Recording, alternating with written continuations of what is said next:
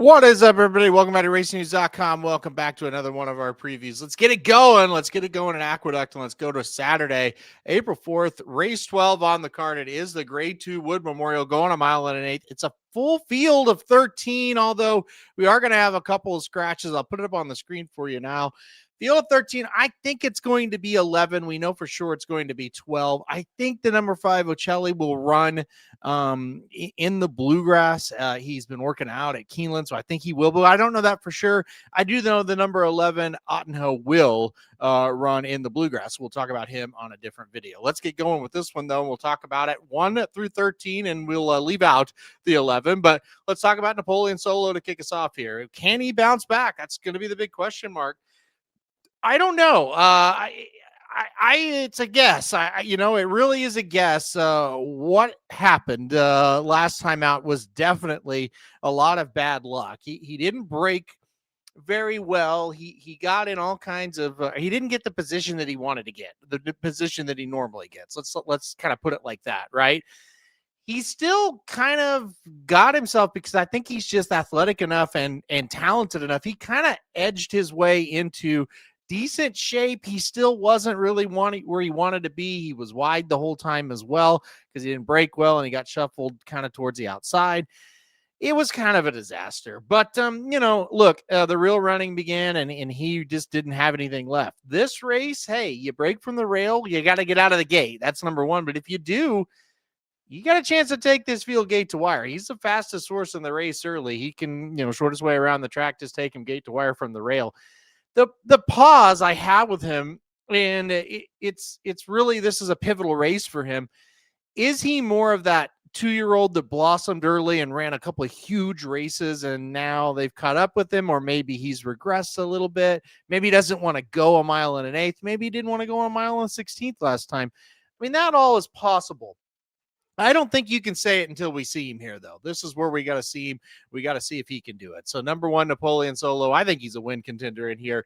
I think he'll be very interesting in this spot. Number 2, Talk to Me, Jimmy. Another horse that likes to go towards the front. So, there's 2 horses right there, right off the bat here, drawn inside that want the lead. So, it'll be interesting to see who gets it. And will they press each other? Last time out, of course, Talk to Me, Jimmy, winner of the Withers Stakes at odds of 12-1, and just blew out the field. 11-length victory over Grittiness. Ottenho was in third in that race. 2 races back, broke the maiden in a New York bred maiden special weight right here at Aqueduct, going 1 mile. So, look, this a New York bred who's already beat Open Company once, going to try to do it again. I think he's in with a big shot. Number 3, Right to Party, is next. 2 horses with speed, the 1 of the 2. The 3, no speed whatsoever when it comes to early speed, I should say. He's going to drop back, make 1 run. We've seen him do it 3 straight times now.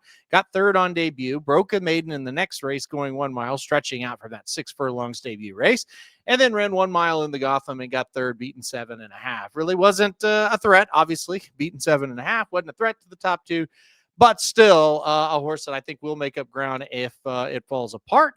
Stretching out distance shouldn't bother him either. So I think he's in with a little bit of a shot if it melts down. Another horse with no early speed whatsoever is the number 4, Steel. He's coming in off 1 race. It was a maiden special weight win at Gulfstream Park by a nose. Numbers didn't come back all that strong for this race. But let's remember, this is Bill Mott that trains this horse. He wins with a first-time starter. You don't see it very often, but when you do, those horses usually come back to be pretty good. Even Chief Wallaby, who's lost a couple of races after breaking his maiden, he improved on in those races after his maiden, and he also, he was very, very close to winning both of them. So I think Steel will improve off that effort. I'm not really worried about the speed figure.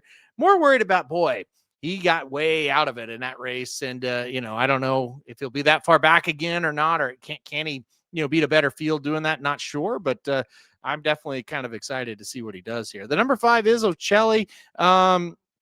Like I said, I think he is going to run in the bluegrass. This is a horse that I don't have a lot of confidence in either race. He's still a maiden, 5 starts, 0 wins. He finished 6th in the Virginia Derby. He finished 6th in the Sam F. Davis. But, good horses there beat him, talking about Renegade and Incredible. He also finished 3rd, league and 3/4 behind Reagan's Honor, 3 races back. Reagan's Honor, the 5-2 second choice in the Bluegrass Stakes. The number 6 is Minor Inconvenience, another New York bred here, going for Open Company for the first time since trying it, maiden special weight company on debut on the turf against Open Company. 3 straight New York bred races on the dirt after that, a win and a maiden, a win and a stakes, and then second in a stakes last time out of debuting as a 3-year-old. Not great. I didn't love the debut, 3-year-old debut, I should say. Thought he would win that race. Honestly, got beat 5 3/4. Stretching out now in distance to 1 1/8 after a 1 mile race. Didn't look great, I didn't think, going a mile, but really the breeding says he can go 1 1/8. So not a lot of interest from me here in this spot, but I do think this is a decent New York bred. Number 7 is Albus, and if you've heard of him or remember him, I should say, he was entered last week in the Florida Derby. We did talk about him, and he scratched to run in this race. Great decision. This is a much easier spot. I think he can upset this field in this spot. I don't think he had any chance in the Florida Derby. Last time out, he broke the maiden by 6 3/4 at Tampa Bay Downs. Decent enough speed figure, but look, Tampa Bay Downs, what a producer it's been, whether it be Kentucky Derby horses, Kentucky Oaks horses. It's been great. So I think all of us will show up here with a lot better shot in this one. Still needs to improve. I'm not going to play him on top or going to use him in pick 4s or pick 5s. I'll be honest, but I do think he is a horse worth keeping an eye out for in the future. The number 8 is Courting, and this has just been a very disappointing $5 million purchase. He just hasn't picked up his feet much. Did break the maiden, but he broke the maiden against Grittiness, who's not very good either. Rims and Stakes, he was 4th, beaten 7 lengths, just kind of ran in spots. And then last time out, the Risen Star didn't run much at all, 6th, beaten 11. He's a toss for me. He's going to have to prove it before I look at him as far as a win contender goes. The number 9 is Bravaro. It'll be very interesting to see how he does getting away from that Florida circuit. This New York bred was 2 for 2 in New York before going down to Gulfstream Park to run in the Holy Bull. He got second, beaten 5 3/4. And then he ran in the Fountain Youth, got 4th, beaten 11. Those are good horses. There's no question about it. Very good horses that he was up against. These aren't as good here, but still better than maybe the New York breds that he was facing early in his career. I like him. I don't think he's a win contender. I think he's a hit the board type. That's kind of how I have the number 9 Bravaro viewed. Number 10, Red Zone Runner, Pennsylvania bred, coming off a 15.5 length victory in a stakes race at Parks last time out. That was just his second lifetime win, but the first time going 2 turns. That was a 1/16 race, and you saw it. Another horse that wants the lead. So he'll, fight for the lead with the 1 and the 2 that we talked about a little bit earlier. Albus the 7, I think he'll go as well. So kind of speed this thing up. But yeah, look, I take a shot, right? You win a stakes by that amount. Go ahead, take a shot. Speed figure was huge coming out of that race, but like I said, it was at Park, so we'll see.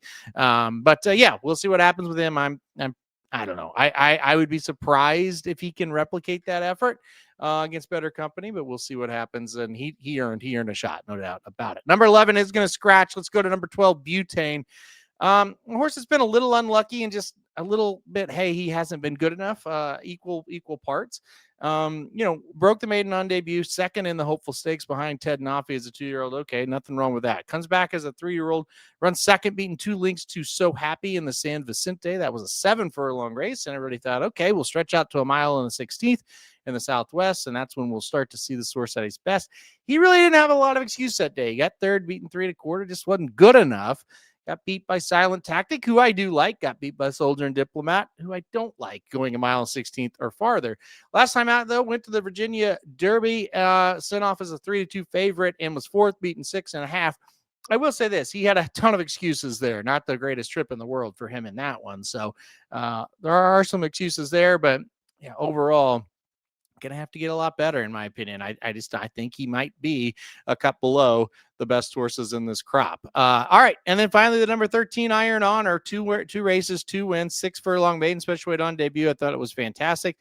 I honestly thought the last race, going 1 mile in the Gotham, was pretty good from Iron Honor. I know a lot of people were like, it was a little disappointing. Crown the Buckeye's not a bad horse. He had to run him down. Sometimes it's hard to run down those maker horses when they get an easy lead, which Crown the Buckeye did. Look, I thought it was a pretty good race, and yeah, I think he's gonna improve off of it. I think he's gonna get better second out as a 3-year-old. I think he's gonna get better stretching out to 1 1/8. This horse is by Nyquist out of a Blame mare, so I don't think distance is gonna be a problem. I think it's gonna be good for him.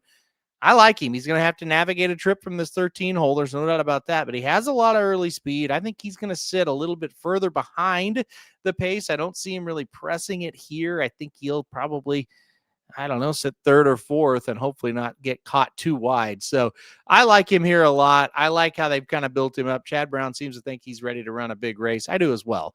So the number 13 Iron of Honor, obviously in with a big shot. All right, let's get to it. I'm going to go number 13 Iron Honor to win this year's version of the Wood Memorial. I'll go number 1 Napoleon Solo in second. I do like that horse quite a bit. I do think he's going to show up and have a say in things. Number 9 Bravaro in third, and the number 12 Butane in fourth. So I'll go 13, 1, 9, and 12. All right, guys, that'll do it for this preview of the Wood Memorial. Hit the like button if you like the video. Hit subscribe if you really like it. Want to get alerting time we do videos like this. And most importantly, good luck if you're playing Aqueduct on Saturday.